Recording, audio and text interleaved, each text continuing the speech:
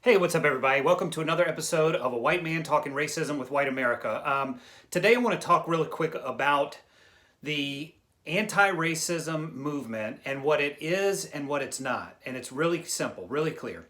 What the anti-racism movement is about is not politics. It's not a political movement. It's not about Republican, Democrat, conservative, liberal, independent. It's none of that. What it is about is humanity and rights and equality. So I find a lot of comments and a lot of conversation that's happening in my experience directly with me, or on posts that I'm putting out, or in the conversations that I'm personally having and facilitating.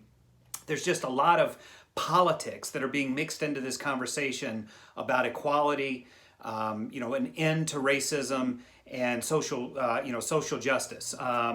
And I can't figure out where politics has a place in the context of humanity and equality for all people. So if you're one of those people who's conflating politics with racism and anti-racism, please try to strip that out and deal with the issue at hand, which is equality, equal treatment, and an end to the systemic racism that has been built in the fabric of our society since the very founding of it.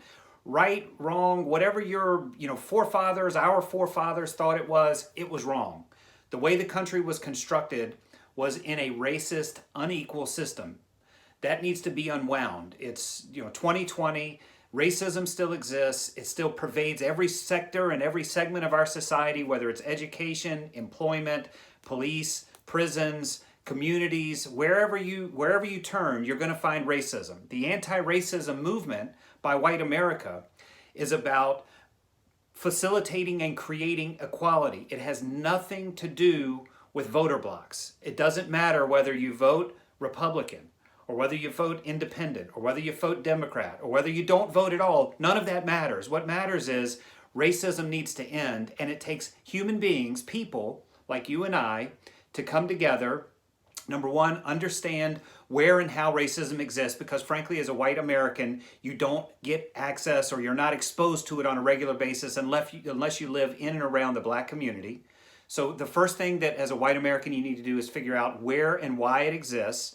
And then you need to decide what you can do, what little thing or what major thing you can do to help bring an end to it. And then you need to just do that. And you need to do those things because it's the right thing to do from a human standpoint, from a care and consideration and decent human being standpoint, not because it has anything to do with politics.